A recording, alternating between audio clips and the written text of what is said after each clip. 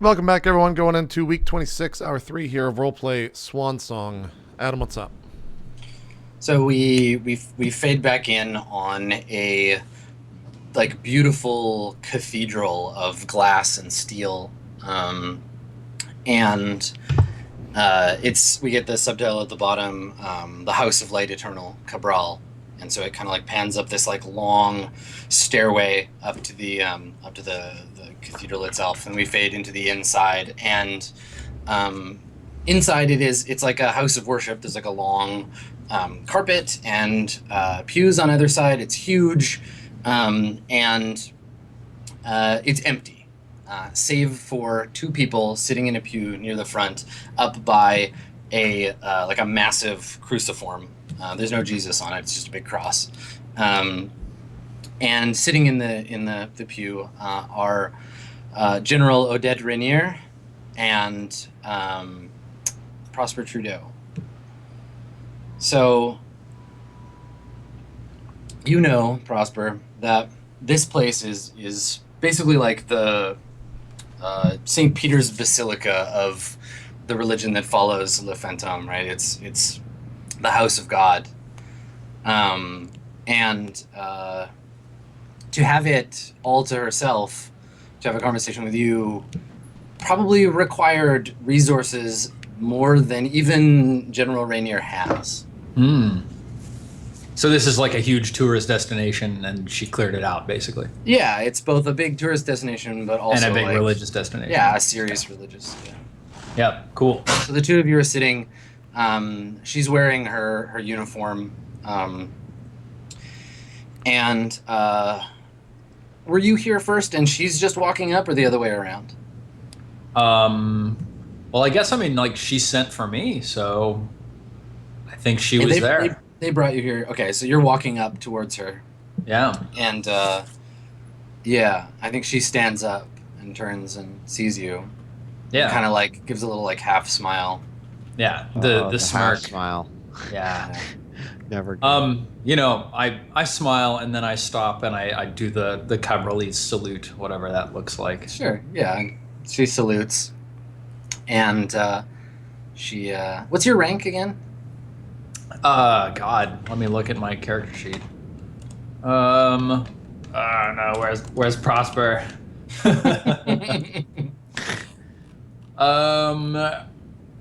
He's a lieutenant. Okay. So, yeah, that's what she says. And again, this whole conversation is in French with subtitles, which she says, Yep. Hello, Lieutenant. Hello, General. Welcome home. You've seen your family? Yes. Thank you. Good. I did not expect to, but yes. She kind of like looks at you cockeyed, like, why not? Oh. Robert was not enthusiastic about me taking on the mission. It took me far from Cabral into dangerous circumstances for an unknown period of time. Yes, dangerous circumstances. That's a good way of putting it. You've been very busy. It seems like I have, yes. I wanted to take some time to debrief you, to discuss what you've been doing, to hear about your experiences with L'Enfant, but... You've chosen a magnificent venue for it. Yes, I did not choose the venue. Nor, I'm afraid, will we have the time to have this conversation, Prosper. Tell me more. You received a message some time ago. A call. Yes. Home. Yes, I received your email. She shakes her head. No, not mine. Hers. How's who? She looks at you like, for real? Forgive me, La Fantôme. Are you afraid?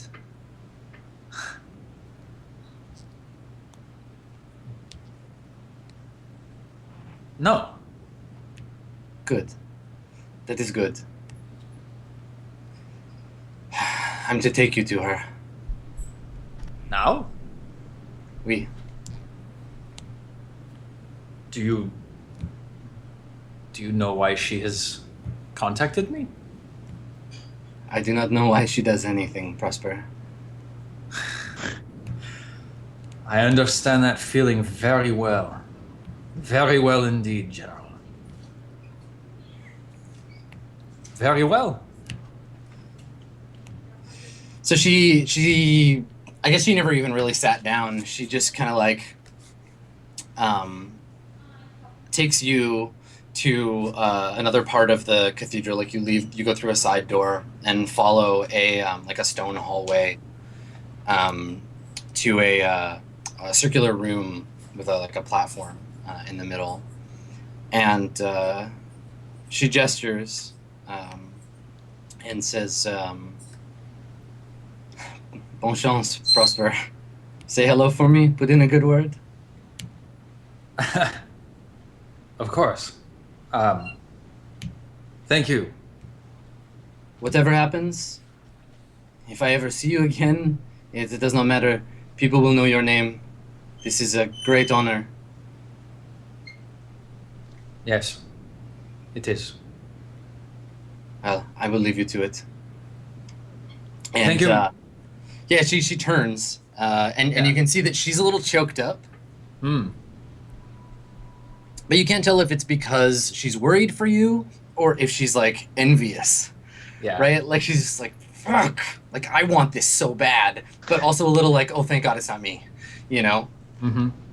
Is there like some sort of like common benediction from the Order of the Annunciation? Yeah, maybe. I mean, there's got to be something. So you know, Totally. I say, Madame Rainier, you know, peace be with you. Mm-hmm. Yeah, and she looks over her shoulder and she's like, watch that first step. And I think that when she says that, the platform that you're standing on goes like, and like drops slightly and then starts to like lower. Nice. Yeah. Okay, so we follow Prosper down into the dark. All that you have are like occasional sort of like bluish lights on the inside of this tunnel that you're descending into. And at the bottom of the tunnel, there's a door limned in that same light. And you can feel down here a familiar like hum. Like there's just something like vibrating that feels like, and you have a moment of like deja vu or nostalgia for the core of the Swan Song. Like something you're like, something like feels like it vibrates your body in an unusual way that you're familiar with. And you hear the door click and slide open, and there's a short hallway ahead of you. Yeah. I go forwards. I walk into it. Okay. So you walk down this hallway and come out into a large spherical room. It's like unquestionably similar to the room that the Warmind was in. But instead of the massive like nanite sphere in the middle, there's just a long hallway that leads out to a metal and stone like chair. And the inside of the sphere is like glittering with like light, like there's electricity and light like moving around. And the chair itself, the like throne, has like wires and cabling running off of the back of it down into the floor, and they all go out into the sort of sphere itself. Yeah. I guess I look around and I don't see anything other than this chair, basically. Yeah, but it's the back of the chair, so you don't see who's in it. Yeah, got it. I guess I step in and like there's a moment of hesitation before anything happens, and then Prosper says, "Hello." Okay.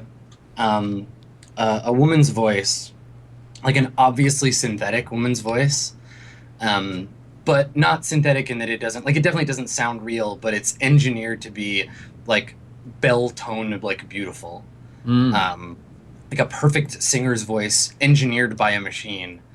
You hear it say, "Welcome home, my child," again in French. And we just barely catch like a glimpse of a woman stand from the throne before we cut over to Higgs. and we never see Prosper again. Yeah. So Wow. you so you want to take a minute to like get your new character situation sorted out. We'll jump you in soon because your intro is coming. So Higgs, you're on the planet now. You're being basically like dropped in on this shuttle, and we see the planet approaching in the distance with the like watery, like the ice on the poles and some like cities built around them. And you're moving towards one of those, and the subtitles say Hammersbach City, Bazignos, and you like fly by the bottom of the ship all like burned from re-entry, and you fly towards like literally like no shit a like Bavarian looking like castle, like a big stone castle with like turrets and everything. And there's like a helicopter pad essentially like on top of one of them, and you fly in towards that and land on the pad. And the door opens to the shuttle. Is the steward or whoever was still with me? The driver? Yeah. Yeah, the driver. He's driving the vehicle. Okay, yeah. Okay. Go ahead. Yeah, and he just says, "This is you, sir." Okay, all right. Are you picking me back up? Should I see? Well, I see you again.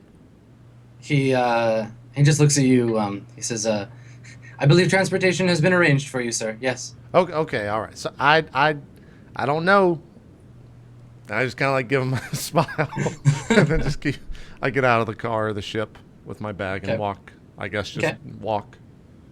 So you start walking towards there's like a wooden door, and standing next to it are two like Swiss Guard looking dudes, like guys in like plate armor, like breastplates with like fancy hats with feathers in them, holding like rifles. They look like ceremonial guards. And as you're walking towards it, the door opens, and you see Captain Buford come out of the door, and he's walking towards you. What does he look like? Like, how old is he? And Buford's probably late 50s, early 60s, something like that. He's definitely old. He's got a pretty long beard. I guess he's got like pearly, almost like Santa type colored hair. Cool. And it's just a finely cut beard. It seems like he would have it trimmed like every single day. Right. And then he's from the sideburns up. He's just completely bald. He doesn't have any hair anywhere on his head. Just this giant beard. He's got like a pistol holster, and maybe his jacket. It looks like a captain's jacket. It's all red with maybe some brown finishings on it. It looks to be somewhat leather. Maybe it's synthetic leather, etc. And he's got just some boots on and some just normal pants. Okay. So he walks out, and you're walking towards him, and you both stop, and there's these like kind of like alpine looking mountains in the distance. It's a very stark environment, and like maybe your clothes are being like blown around a little bit as the vehicle like picks up to like go back up to refuel or whatever. And he looks at you, and you look at him, and there's this like moment where you're like staring at each other, and like who like breaks first? Like what's the there's like a tension in the moment. Does it turn into like hey and like a big hug, or is it just like I guess after I noticed that it's quiet, I'm just like, it's good to see you, Tin. He nods. It's like, you too. And looks around, and he's like, this planet, well, it's the best we could do. Well, I appreciate it. I'm kind of in a little situation, and I'm glad that you who the six? Who did you get? I guess I'll just go inside. Does that sound better? Yeah, so as you start to like walk, you go inside, and he leads you through the inside of this like ancient castle. And he's like, well, you're not gonna like it. Well, I never did. You know I hate this shit. Okay, please go on. He's like, listen, you called the meeting. You're right. Anyway, if we can if we can manage to keep who are they? 9. If we can keep 9 and 18 from killing each other, we might get through this alive. Like, you better make it quick. I don't think 1 is too happy that you're here. And so you walk through the hallway. You get to a door, and again, there's more of these guards, and they just kind of like look at you as you pass, but don't respond. And you get to the door, and Yeah, and Buford's like, yeah, I'm real sorry about this. And he like pushes the door open, and we see it over Higgs's shoulder, and inside there's a again like an old Bavarian like hall with a big table, big round table, and some stuff up on the walls. And we look right across the table, and you see Constantine Fang. Like we all recognize him in the audience. Like he's just sitting there, like scowling. And when the door opens, like he starts to stand up. What are you gonna do? I guess just under my breath, I'm just like, shit. Don't stand up, Fang. How's it going? I'm glad to see you're still alive after the whole sand incident. I'm glad that we both got out of there alive and everyone believed it. It's all good. We did a good job. You know, it was for the corporation. We're okay. So you say that to him, and his only response is like, I thought we weren't supposed to use our real names. Yep. I'm so, it's been a while since I've been in one of these. I'm sorry, 18. Okay, I hate this shit. This is all fucking stupid. But it's nice to see you, 18. He kind of like just shakes his head like, God damn it, and he like sits down, and we hear the squeaking of like wheels, and maybe like, you know, if you're a long time viewer, you can imagine it's the same sound back when Piani had the wheelchair and was like zooming around in it. We hear the squeaking of wheels, and you hear an old man's voice say, God damn it, you were never any good at this. And what's up with that bullshit accent? Well, I like the answer. I decided to keep it after that one. You know how... Why the fuck are you here, Pop? We look over your shoulder, yeah, as you say that. Like, why are you here, Pop? And we see, like, a much older version of Higgs, right? The family resemblance is, like, striking. And, yeah, there's this guy. He's dressed really nicely, but he's in, like, a wheelchair. Yeah, and he's just, like, a super old version of Higgs. And he looks real pissed at Higgs. And, yeah, and he's just like... I didn't give you my name so you could drag it through the mud with this bullshit. Now you called this meeting. Well, I thought the names. Okay, all right. Sit down, boy. Yeah, I just sit down. All right. So Buford looks at Higgs Jr. and kind of shrugs like, he called the meeting. It's his right. And they all sit around, and we get a long pan around the table, and we see. Yeah, Higgs Jr., Higgs III, Captain Buford. There's a woman dressed in like Fotenhauer army gear, like an officer's garb, having like an animated argument with a woman that is obviously like a pirate. Like she's got kind of the same sort of like thrown together outfit that we've seen on High Beam pirates in the past, like Captain Saito. And so those two women are like basically shouting at each other in a language that we don't get subtitles for as we pass by them. And then there's a tall, thin black woman on a phone who seems like she's trying really hard not to like pay attention to the rest of the conversation, and keeps like making new phone calls and is talking in the same language that we've heard Rajani and Mustafa Ali using sort of throughout the series. Okay. And then, of course, Constantine Fang, who just looks like bored. Yeah, he's just bored. Is he equipped with weapons? No, I think that he's like disarmed in honor of the meeting. Okay. And so they're all just kind of like staring at me. They all sit down and then look at you, and like Buford closes the door before he sits down and kind of looks at you like. Well, it's been a while. How's everyone doing? I just kind of like look around to see if anyone responds. So, the barricade and the bleed immediately pick up their argument again. Like as soon as they like the bleed decides like whatever it was you were saying doesn't fucking matter, and she goes back to berating the barricade and being like, look, if you weren't on this planet in the first place, we wouldn't have had to have attacked you. And I told you, I warned you we were coming. Why didn't you move your troops? And she's like, look, just because you warned me doesn't mean I have to do what you want. Ladies, please come on. You should have figured this shit out. You know how this goes. There's no need to argue here. You got to figure this out before the fight even begins, man. So you're talking, trying to like talk over them, and they're like debating, and at some point nobody's listening to you, and then Junior is like, and they immediately just shut up. and they like look at him like, shit, now we better pay attention. And then he looks at you from his like wheelchair and just kind of nods like, go ahead, boy. Junior or senior? He's junior, because senior would be Higgs's grandpa. Oh, okay. That you don't have. Come on, man. Thank you, number one. Thank you very much for that. So first off, were we responsible for Andoni? Was that on us? I never knew when it happened, and I didn't know how to feel. So the barricade, the woman in the Fotenhauer outfit, she says, well, the hardware was ours, but we're discussing it. Unfortunately, Zarangel was not available for this meeting, despite the fucking fact that their planet is right nearby. And she like sighs and looks down, but we're working it out. Okay. All right. Well, I didn't know. Okay, that's good. Second thing, I've got this fucking space AI on my ship, and I don't know what to do with it. That's part of the reason I called this. Does anyone have...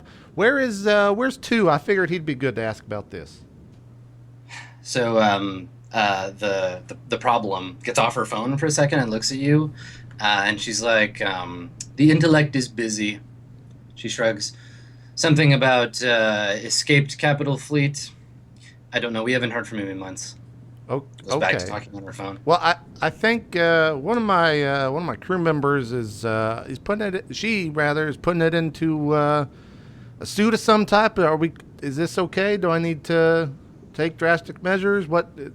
I need. I didn't know, so I figured I'd ask you guys. At this point, yeah, I think that the charter, your dad, says, just keep an eye on it, boy. Don't let it out of your sight.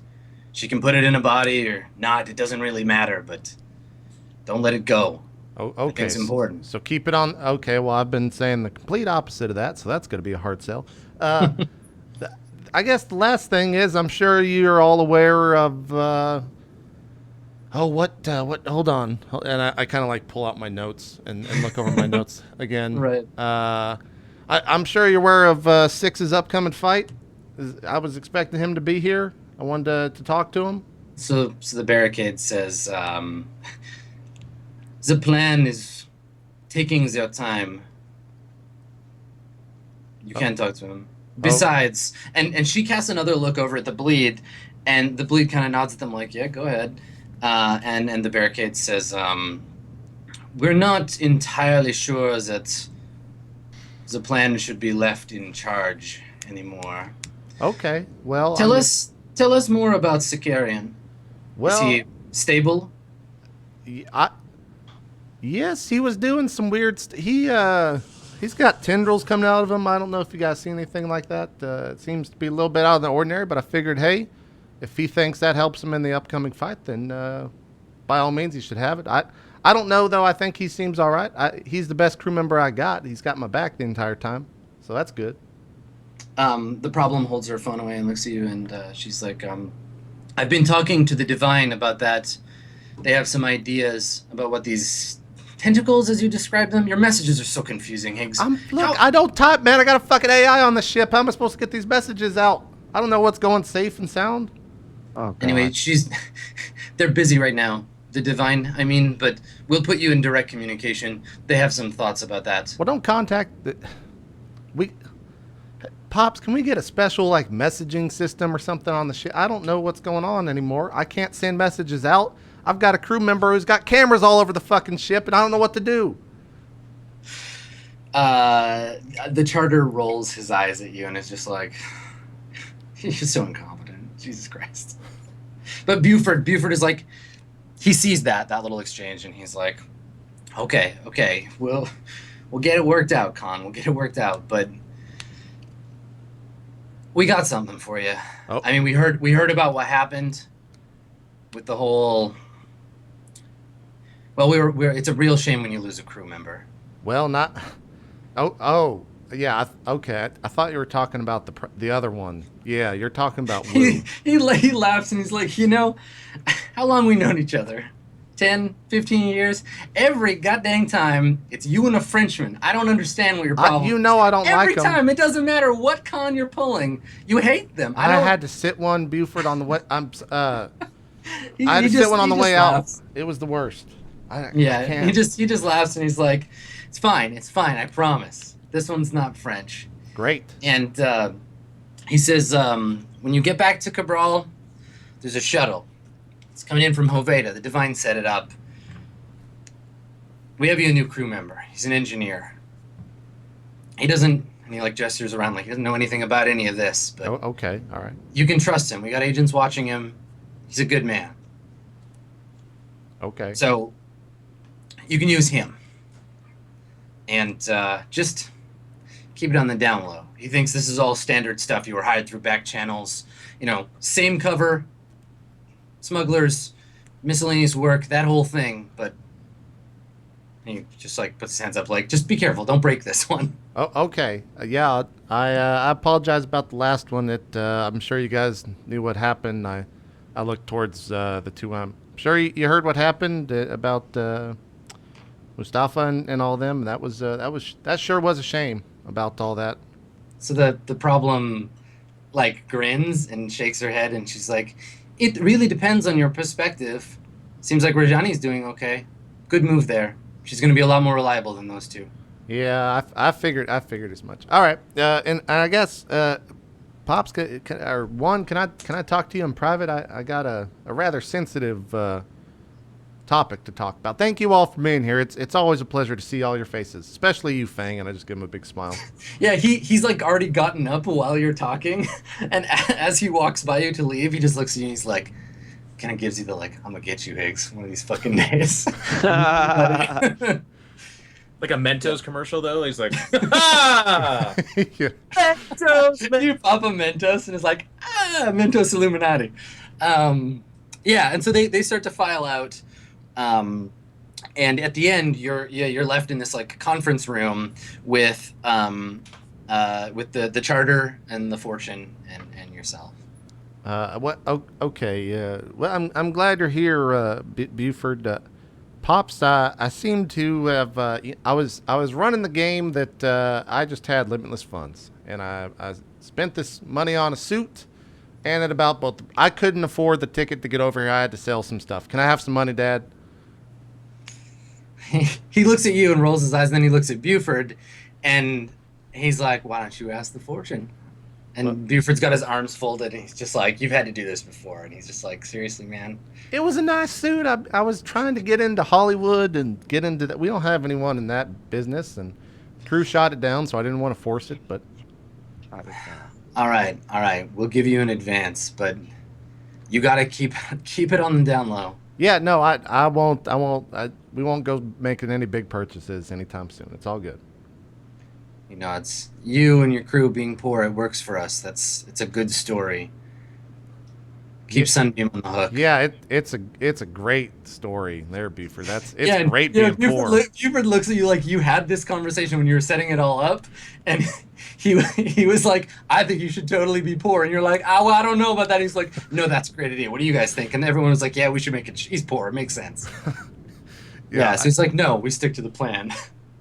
Yeah. Okay. And I just yeah, like- he said he'll arrange to make some. Okay. yeah, Oh, maybe he's. Well, you could send it over with the new guy if you think that would work. Maybe he could. Well, it's up to y'all. I don't. If it just shows up, I know how y'all work. I don't. Doesn't matter to me. All right. So he thanks you, and I guess you're left alone with your dad because Buford's like, all right, I'm gonna go, and your dad's just like looking at you like, well, you are a fuck up. I am just so goddamn disappointed in you. It's like, and he's like making his face like he's tasting something gross. Like he's just like. As Like he's- I imagine he's like a less Spanish like Hector Salamanca, you know, like kind of like he's got kind of a rubbery face in the way that like only really old men with like no teeth kind of do, and he's just like, "You're a fucking disappointment." Hey, He doesn't say it.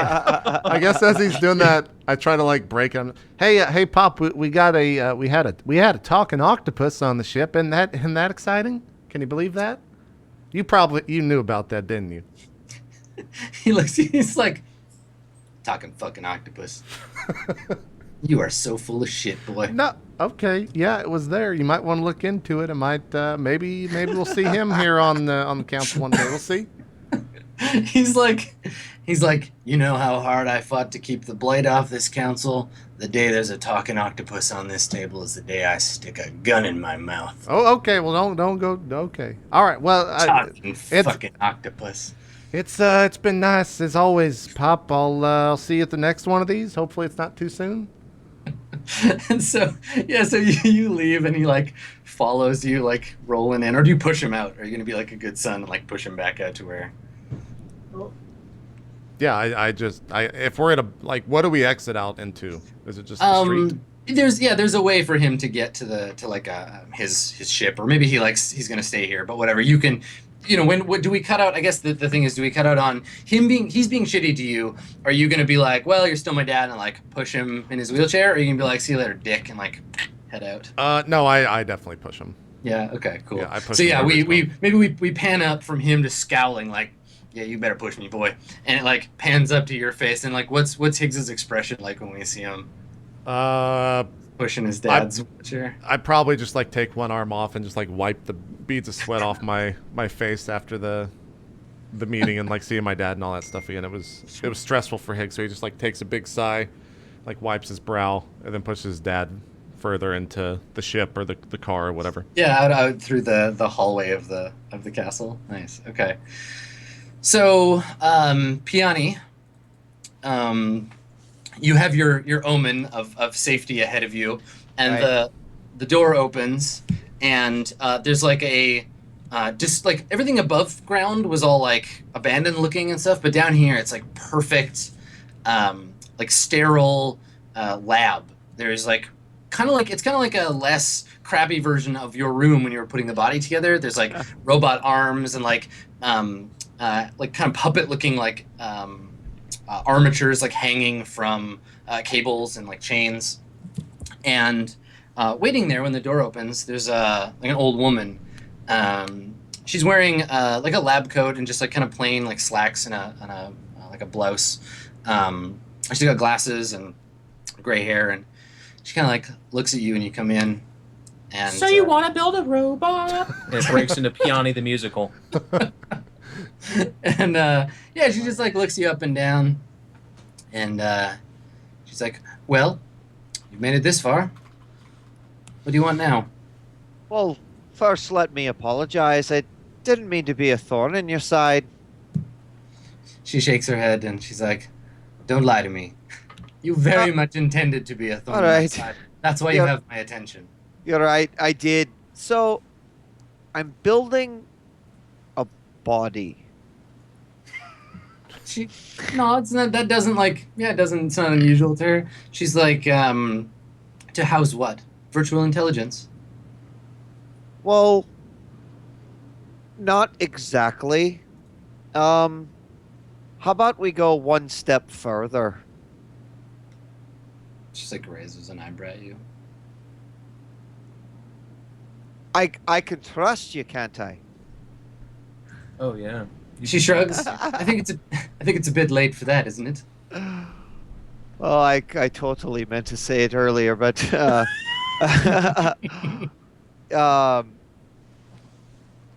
yeah.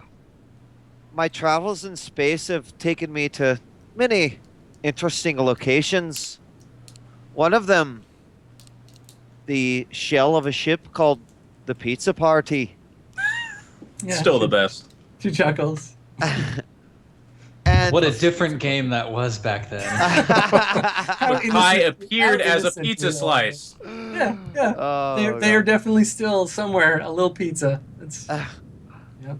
And on the ship, well, originally we thought we were saving the crew, but we were only saving one of the crew, and he wasn't exactly human.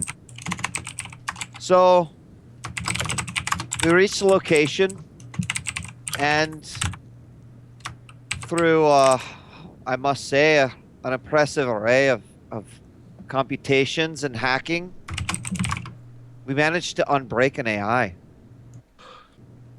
So yeah, she's listening and nodding, and like when you pause to like look at her, like, yeah, we unbroke an AI. You gonna freak out? She's just like, mm-hmm.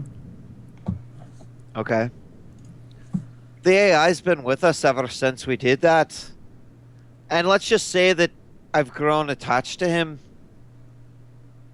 And so I'm building him a body so he can leave the ship. She puts her hand up and she's like, if this is going to be about some kind of sex robot, I'm not interested. It's not a fucking Sex robot. she nods and she's like, good. I had to ask. You would be surprised how often I get inquiries about this sort of thing. I think like at that point, you know, like almost seriousness, and like Piani would look at this woman and be like, this thing's practically my child. She nods. Still unfazed. It's very interesting. And where is the entity being stored at present? Well, he's a part of the ship. That's very strange. You must have upgraded the ship in some way to contain it. Of course. Brilliant. Does anyone else know about this? Only like the whole fucking universe. Every Yeah. NPC we've ever talked to. It's not something we like to openly talk about. Well, you're on the right planet for this sort of thing, at least. I've had some encounters with these sorts of entities, though I've never engaged with one that was unbraked directly. We have one here, but, well, it's a complicated... Never mind. So, you want me to build a body for this artificial intelligence? No. I've got the body. I need basically a computer to the head traces to store him in. Neural network. Yes, I understand. I have to meet them. Can you bring them here or take me to your ship? I can take you to the ship. Good. Well, let's start there. Do you need to bring anything? Yes. Yes, no, that's a good idea. And you can see in that moment that she's like her curiosity and her like excitement has gotten the better of her, and she's like, no, like she's trying really hard not to like be like super excited. She's trying to play that like disinterested like British scientist. And then you're like, yeah, totally, we could go. And she's just like, yes, let's do it. And you're like, yeah, don't forget your like science shit. And she's like, oh yeah, right. So she says yes, just a moment, and goes to collect some equipment basically. And you get a chance to kind of like walk around and look at stuff, and yeah, like her work is good. You know, she in game terms has like several levels of Maltech and post-tech, probably a couple levels of pre-tech. And you definitely, because you have 1 or 0 in sci-tech. I have 0 in SciTech. Okay. Yeah, you notice a couple, like over on one table, a couple of pieces of like sci-tech equipment, like a telekinesis like field emitter and a couple of things like that, like a precog amplification crystal device. So maybe before we leave, I show her the eye too. Yeah, like as you If get I ready. saw that, yeah, like Okay. I noticed your equipment over there. Sure, you're whispering eye. Have any? Was she back? Have any way to look at this eye? And she kind of looks at it and like, may I? Goes to like take it from you. I give it to her. Okay. She holds it in her hand and looks at it and she's like, where did you get this? From an old man. Again, the like raised out. Like, "Ah." From an old man on Majid. I had someone else got take it- a look at it. You got it on Sigrid, but you had the guy Oh. on Majid look at it. Yeah. Right. That's right. I got it Yeah. on Sigrid. Sigrid. I got it from Sigrid. And I would tell her that I had it looked at in Majid, and they told me that I need to go someplace that had the equipment to do something with it. Yeah, she says, well, it's SciTech, that much is clear. It seems to be part of an android, or it might be a prosthesis. It's hard to tell. I could examine it if you want. Um, like right now, does she want to examine it? No, I think she wants to go see the AI. Okay. All right. Yeah. Yeah. Why don't we visit the ship, and then we'll attend to the eye. Okay, cool. So you and your elderly friend, Dr. Hobbs, leave her mysterious castle and head off for the ship. So I think that what's happening with Piani here, like this is at the end of the time that Mr. Sicarian is getting surgery, and like this would be when Higgs is coming back. So Higgs, you get taken back to the ship, and when you get there, when you're back in the like spaceport, and you make your way back to the Swan Song, there's somebody hanging out by the ship, evidently waiting for you to arrive. Would you like to describe your character to us, Steven? So I guess I'm like, I'm probably like 6'6", and I have long blonde hair pulled back into a ponytail, Oh, and like shit. bright blue eyes and a thick blonde beard. And I have a really big smile on my face. Like, who else is there right now? Is it Higgs? There's like a bunch of people like around because you're in the like busy spaceport. Okay, yeah. It's just getting to be like night. Yeah, I mean, if you want to be having a conversation with someone, there's like lots of people around, like deck crew or like. No, I think I'm like. Higgs is approaching the ship, and you know what he looks like because someone was like, yeah, this guy like has arranged for you to work on his ship. No, I've got like a duffel bag slung over my shoulder, and I've got like a little carrying case in my hands, and I'm holding it with both hands like this. I'm just looking really excited, and I've got like equipment all fucking over me. I've got like there's like a compad strap to like some sort of strap on my thigh. I've got a meta tool on my belt. I've got like I've just got like a ton of shit all over me. You look like a well-prepared engineer who, anytime someone needs a hydro spanner, you are on. Anytime, anything. I'm wearing woven body armor under my like jumpsuit or whatever. I've got like somehow I'm transporting a vac suit from my current ship to the destination ship. Yeah, so I don't know if that's folded up or it's probably on like a hanger or whatever, hanging off of like something like the ship. You've just like hung it on the edge of like a bracket. And I've got two guns strapped to either side of my duffel bag on my back. I've got a spike thrower and a combat rifle. Nice. What's a spike thrower? It's like a massive, awesome shotgun. Yeah.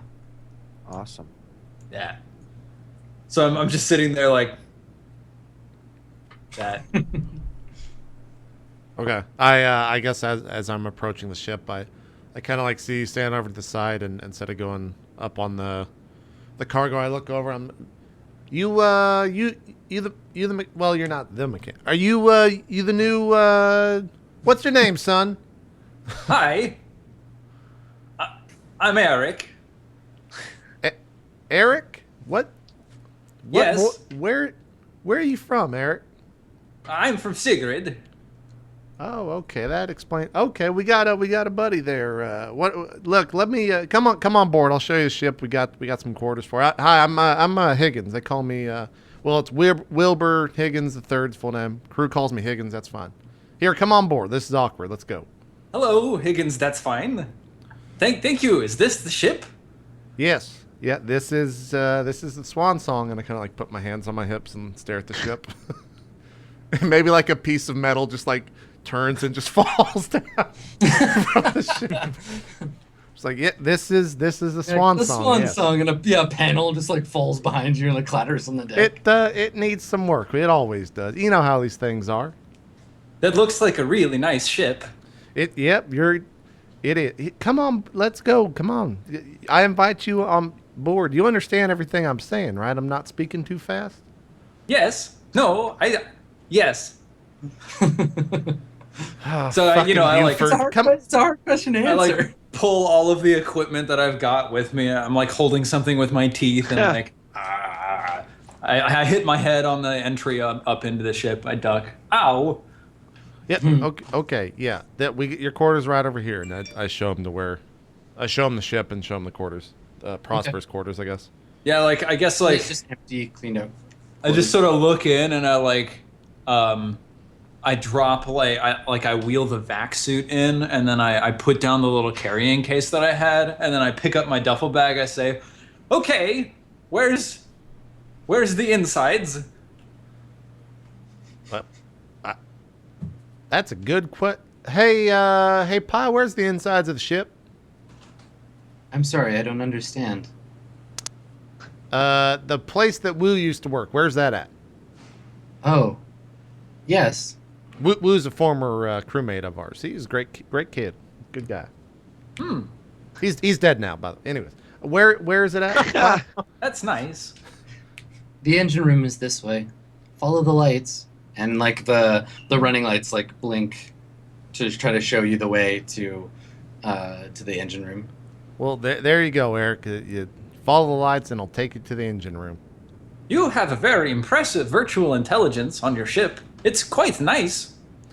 Yeah. Pi, this is Eric, and Eric, that's Pi. You two should meet each other. You're gonna probably spend a lot of time together, but don't spend too much time.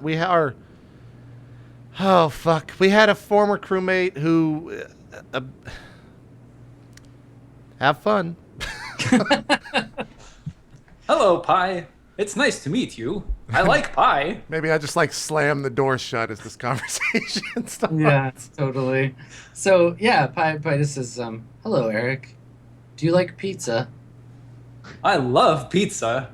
Would you like me to make you a pizza, Eric? Yes, I would. I didn't know that they made virtual intelligences that made pizza. I'm not your bitch, Eric. My I'm very good at it. I am excited. I'll get started now. This Would you is like going to to see be a the- great home. Would you like to see the engine room? Yes, very much. Okay, so you're having this conversation like as you're walking down the hall, Yeah, totally. and you get to you get to the engine room, and you can see, and I don't think we've really like seen the engine room. Like we see the core occasionally, but we don't see the actual engine room. And you get in there, and inside, there's a couple of panels that have been removed.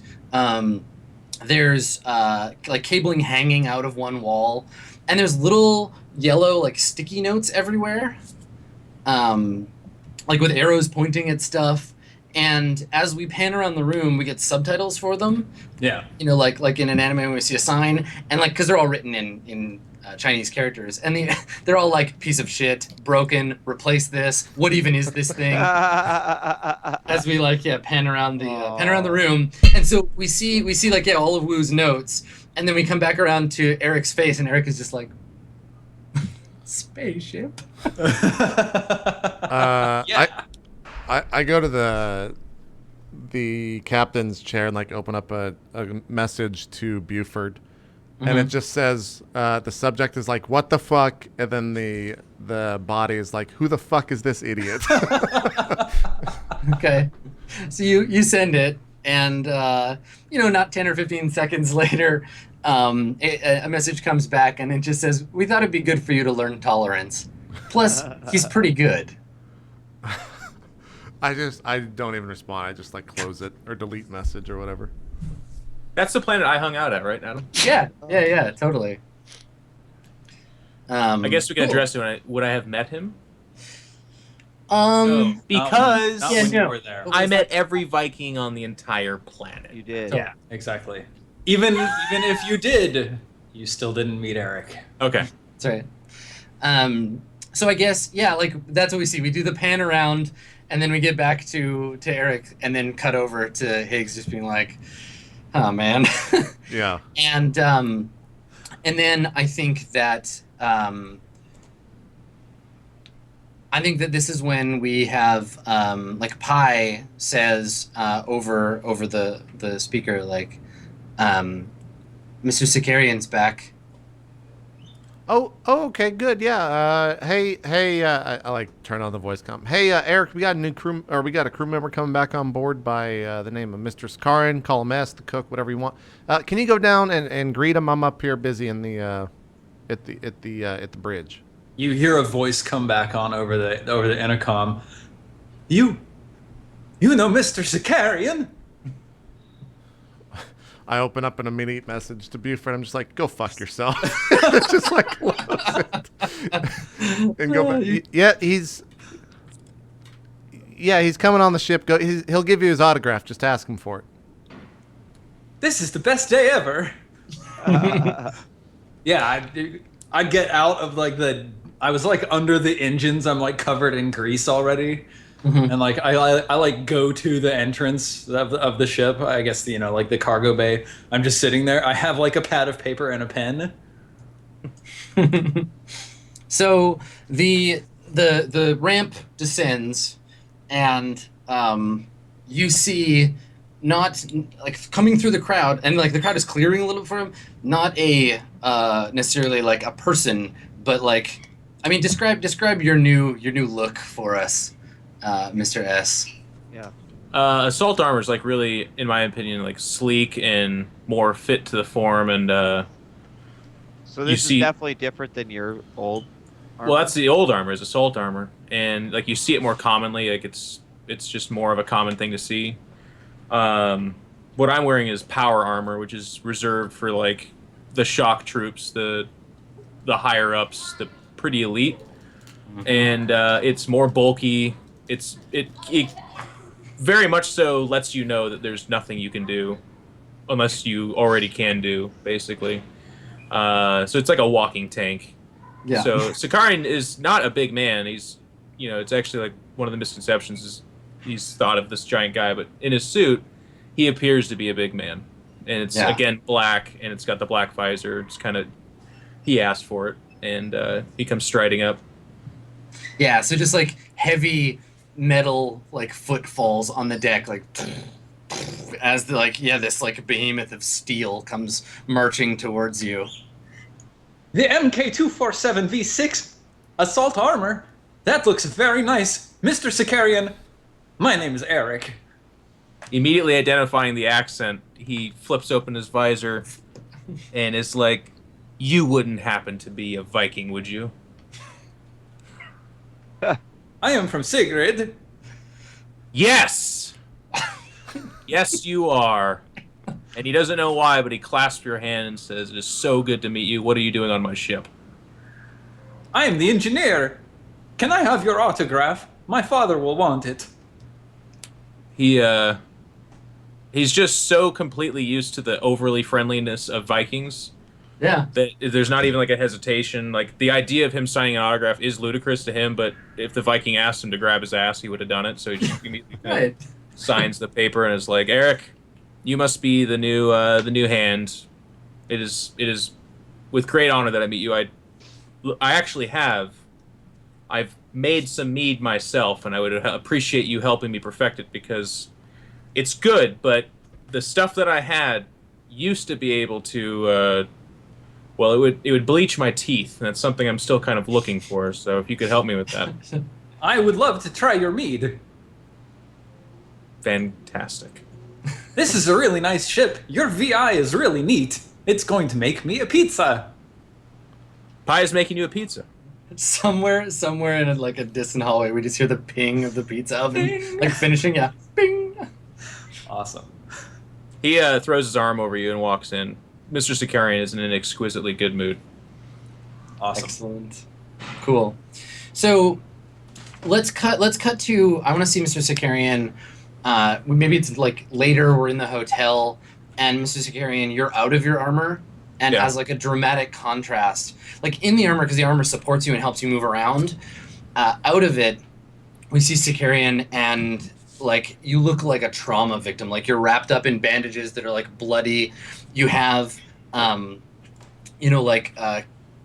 air like sockets basically in parts of your body to run like cleaning fluid through for the new like stuff that you have. But we see Sicarian in like a moment of outside the shell, and he looks like you I don't know. How are you responding to this? Like your whole body just feels like weak, and you're like feverish, and maybe on like the bedside table there's a bunch of like pill bottles that the doctor gave you. Like you have to take these like 7 times a day, or you will die. And like now you're alone outside of the armor. What is that like? What is that like for Securian? It's kind of a similar effect as earlier. Like physically, yeah, he's recovering from extremely extensive surgery, but technology is at such a point where like the pain and weakness is to be completely expected, but also the medication like masks a lot of that. So I look worse than I feel, I would say. Yeah. So maybe you have like a grim smile on your face while you're like looking at like how injured you are.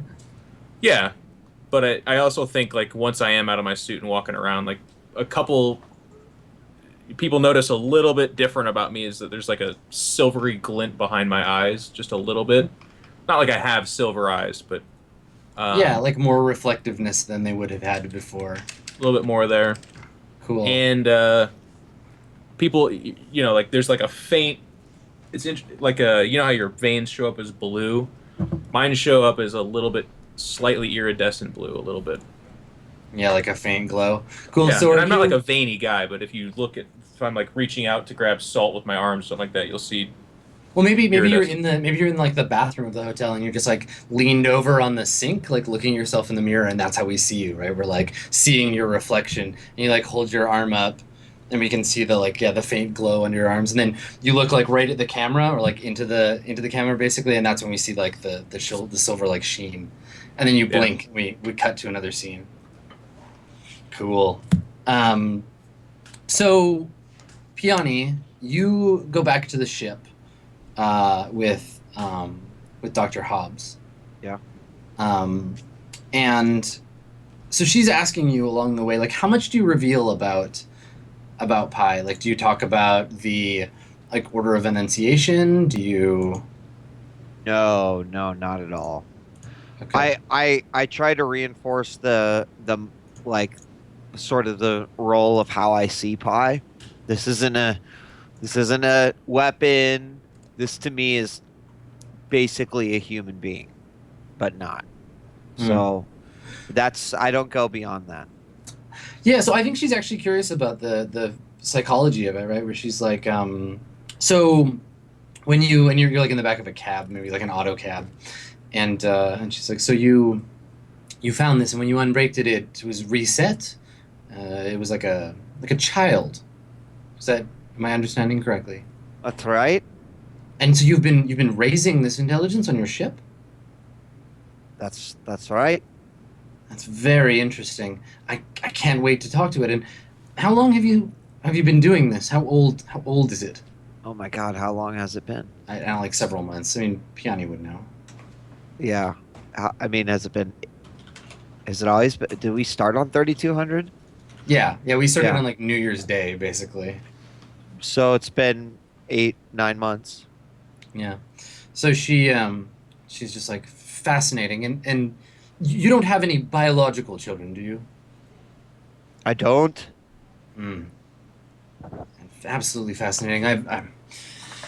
I respect that you need to keep this a secret, but the scientific community would be.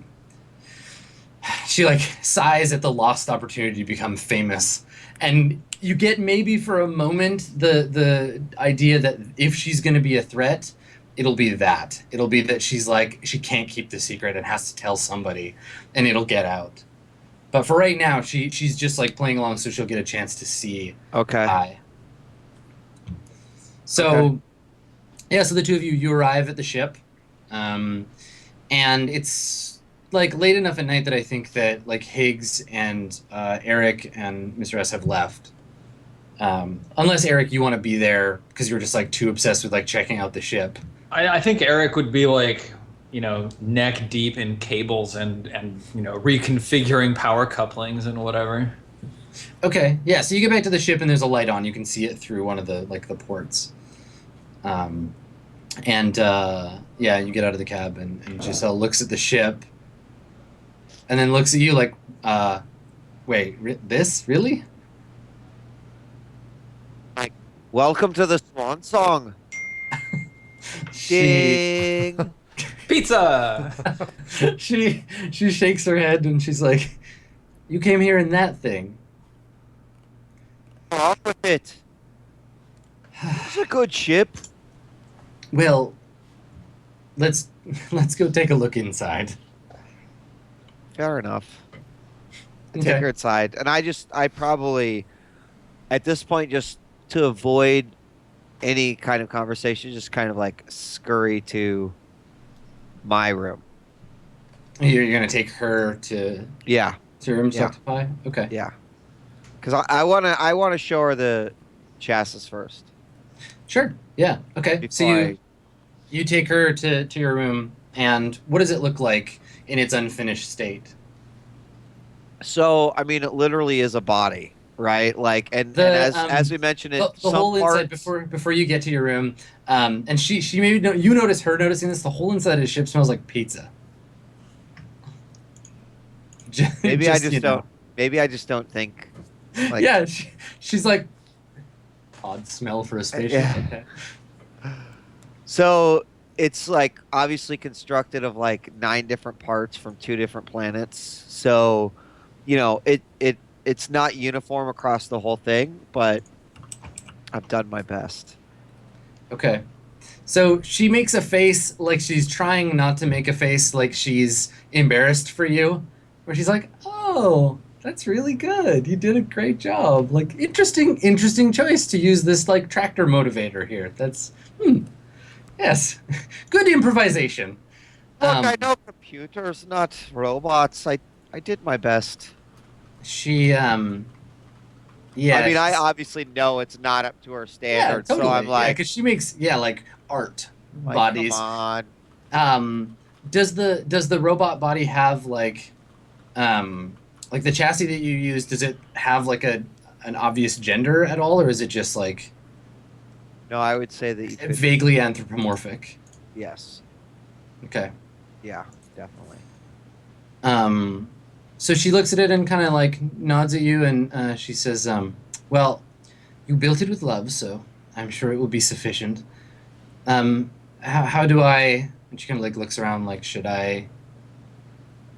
Like, how do I address? You want to meet Pi, do you? I do, yes. Well, I'm sure he's been here the whole time. Pi, Hello, Piani.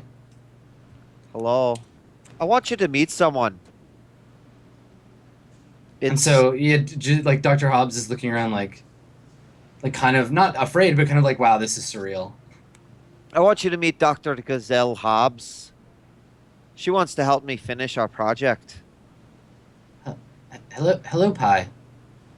And then Pi says, "Hello, Dr. Hobbs. I'm glad you're here to help." And maybe the two of them start to talk, and like she sits down and like maybe looks at a monitor or something, and they start to talk, and we just see Piani like kind of like arms folded, nodding, like, "Yeah, I'm making it happen." As we fade to our last break.